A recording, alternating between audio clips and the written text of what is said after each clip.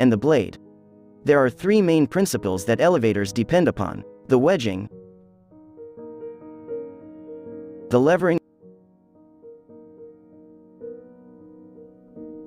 and the wheel and axis. The shape of blade differs for each elevator type, and each is used as the need dictates.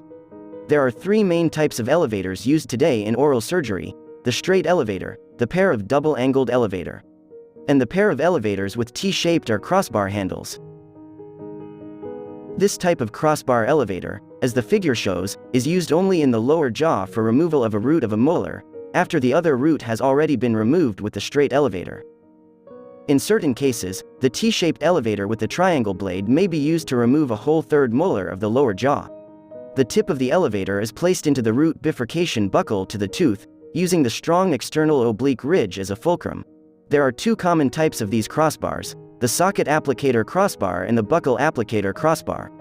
The difference between them is in the angle between the handle and the shank. In the socket applicator it's purely 90 degrees perpendicular, while in the buccal applicator it's obtuse in order to adapt to the buccal divergence of the lower jaw.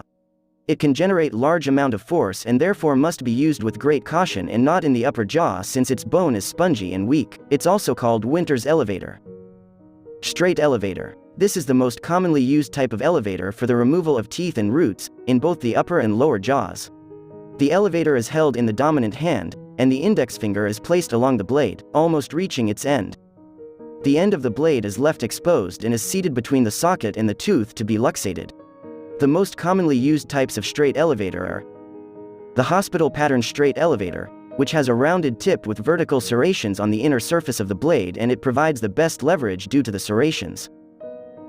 The second one is the straight apexo elevator, which has a rounded but more pointed tip and a smooth inner concave surface with no serrations. This one provides the best wedging due to the more pointed tip and narrow circumference. It uses levering and wedging principles, but mainly wedging.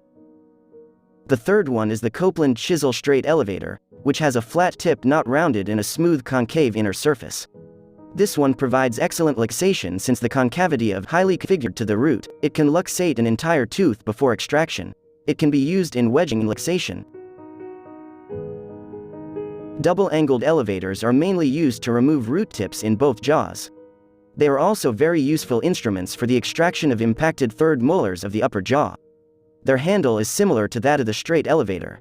The shank has a double angle so that the instrument may enter the socket. The curved apexo is most common one. It is used for removing of apical fragments of root deeply present in the socket of the lower jaw, especially molars.